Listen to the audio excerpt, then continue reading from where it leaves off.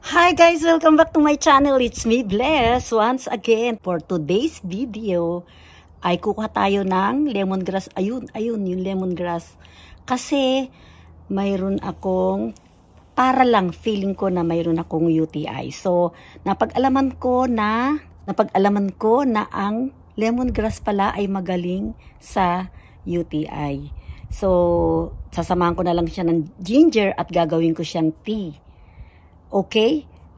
Ano ba nangyari? Bakit ako feeling irritating yung pag-ihi ko? Kasi naalala ko, nung nagpunta kami sa outlet, ay nagpigil ako ng pag-inom ng tubig. Kasi ayokong maihi sa daan. Kaya ayokong uminom ng maraming tubig pagka lumalabas kami. So siguro that is one of the causes. And then, kagabi uminom ako ng sweet na ano ba yung ininom ko, chocolate, at saka kumain din ako ng maanghang, at ano pa ba yung ginawa ko, maanghang, at kanina after ko magdilig ay uminom ako ng kape. Bawal na bawal pala yung pagka nararamdaman mo ng may UTI, kaiinom ka pa ng kape at kumain ka pa ng maanghang, ayun, at bawal din daw ang alcohol, pero hindi naman ako umiinom. Bawal ang soda. Ayan ang mga bawal para hindi ka magka-UTI. Avoid all those foods. So, tara na, kumuha na tayo ng lemongrass. Go, go, go! Nakuha ko pag gumiti kahit may irritating something na dito sa pag-ihi ko. Ano ba yan? So guys, kukuha tayo ng dahon.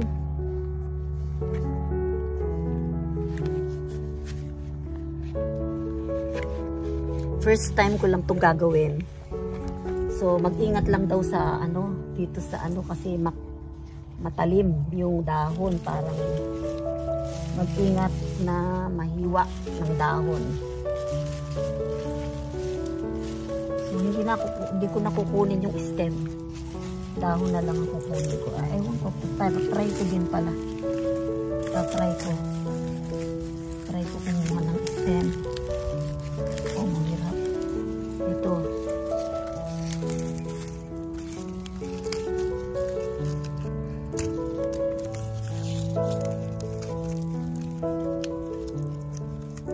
Yung dry leaves hindi ko kukunin, yung pinaka brown. So eto lang. Siguro mga 3 o 4. Isa.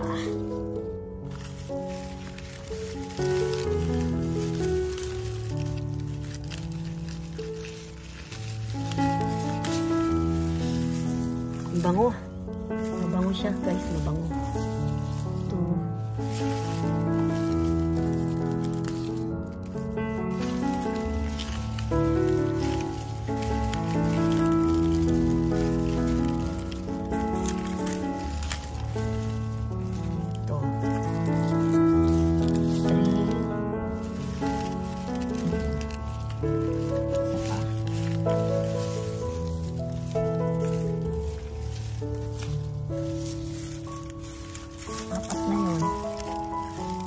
Lima kukunin ko nila. So, ito na siya, guys. Ayan. Tatanggalin ko lang yung mga dried. Tapos, ang kukunin ko lang yung fresh leaves. Yung fresh leaves lang ang kukunin ko. Ito. Tatanggalin ko yung mga dried. So, ito na siya, guys. Ito, papakuluan ko.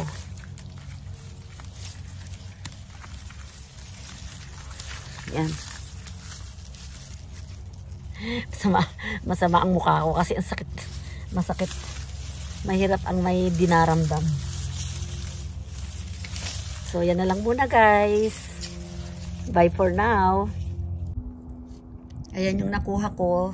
Tatanggalin ko yung mga dried leaves. Tapos, papakuluan ko. Hiwain ko muna. And then, papakuluan ko. Lalagyan ko ng ginger.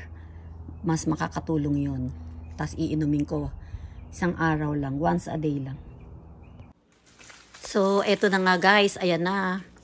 Ang gagawin ko dito ay tatanggalin ko na yung mga brown leaves. At saka ingatan daw na hawakan yung gilid ng dahon kasi ay nakakahiwa. Kaya guwantes ako. So ayan, tatanggalin ko yung mga dried leaves. Yan. Kasi brown, baka hindi masarap pagka merong brown leaves. Yan, tatanggalin ko na siya.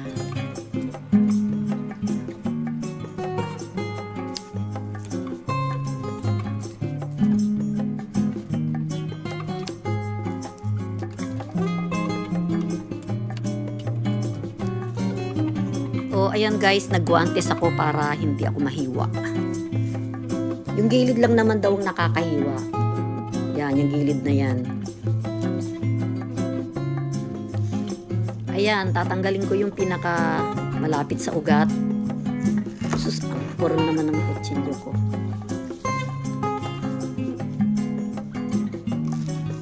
Ala, talagang mapurol ang aking kutsilyo. Ano ba yan? Puro kailangan na talagang maihasa itong kutsilyo. Ang bango talaga, guys. Ang bango talaga ng lemon. Lemon na lemon.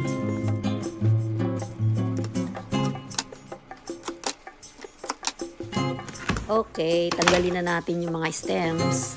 Separate natin yung stems from the leaves. Tapos ito huhugasan. Ayan, huhugasan to. Tapos huhugasan din. Okay? So wait, hugasan muna natin.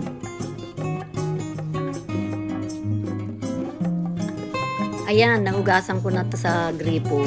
Pero hinuhugasan ko pa uli dito sa maliit na planggana.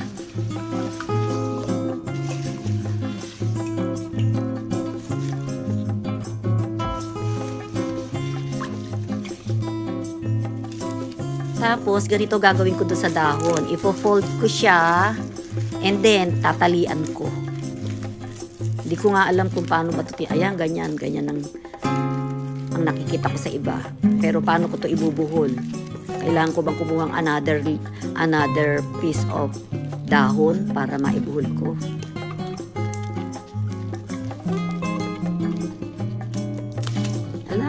Hala. Natanggal na. Okay, siguro kailangan kumuha ng isang pirasong dahon para itali ko. Ayan, try again. Try and try again na itali. Yan, ganyan lang, para-paraan lang para maitali. Okay? Ayan, guys, kailangan nating hiwain pa uli ng maliit yung stems. Ayan, ang patunay na ang kutsilyo ko ay saksakan ng purol. Nawawala ang sakit ng UTI ko dito sa kutsilyo na to. Diyos ko dahil.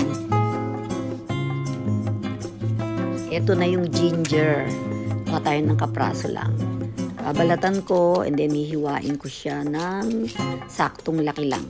Parang square lang siya.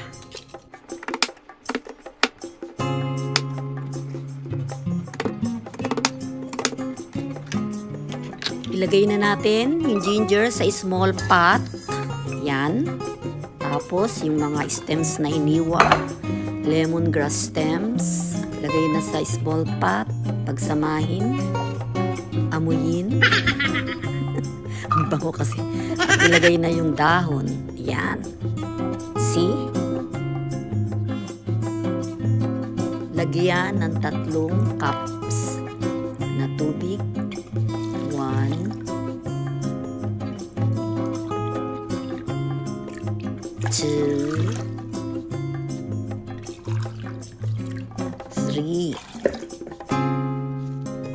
3 cups of water. Takpan. Pakuluan ng 5 minuto.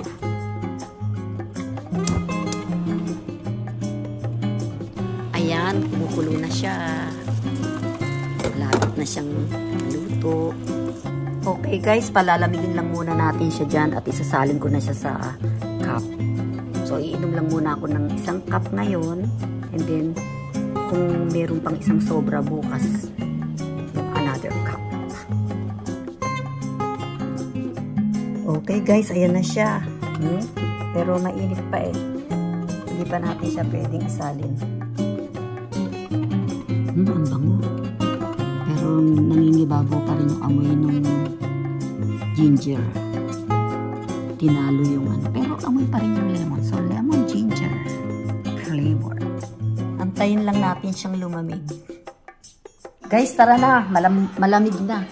Iinom na ako ng grass lemon ginger tea. Ito na, malamig na siya. Nahawakan ko na siya eh. So, tara.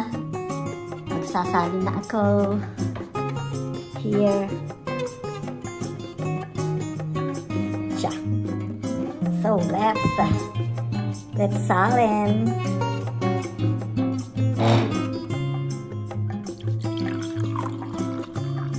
Isang ano lang ang iinumin ko ngayon. Isang cup lang. That's it. Ito para bukas. Okay? Lalagay ko sa ref. Pero ilalagay ko na rin sa cup. At ilalagay ko sa ref. So, ito na siya. Gagaling na ako. Pero medyo parang nawawala-wala na nga eh. Hindi naman siguro masyadong malala. Kasi uminom ako maraming tubig kanina. So, tikman natin kung masarap. Bawal ang matamis, so hindi ko siya lalagyan ng honey.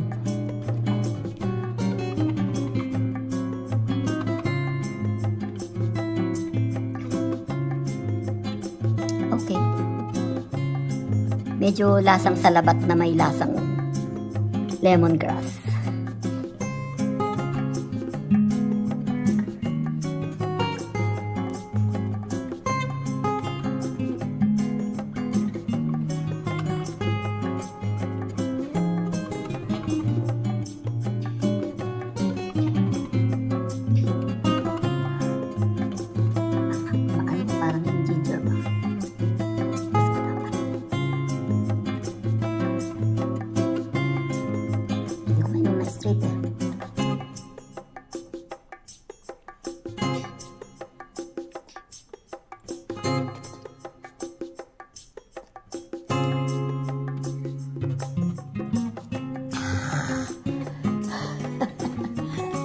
No more. Siguro mawawash away na yung mga ibang bacteria din sa aking ano. Tapos bukas iinom uli ako.